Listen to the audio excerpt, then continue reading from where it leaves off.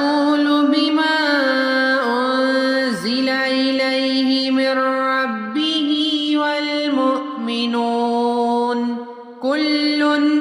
آمن بالله وملائكته وكتبه ورسله لا نفرق بين أحد من رسله وقالوا سمعنا وأطعنا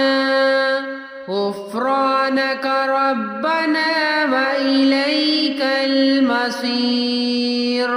لا يكلف الله نفسا إلا وسعها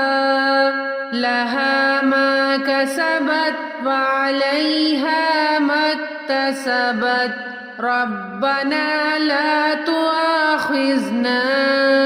إن نسينا أو أخطأنا ربنا ولا تحمل علينا إصرا كما حملته على الذين من قبلنا ربنا ولا تحملنا ما لا طاقة لنا به واعف عنا واغفر لنا وارحمنا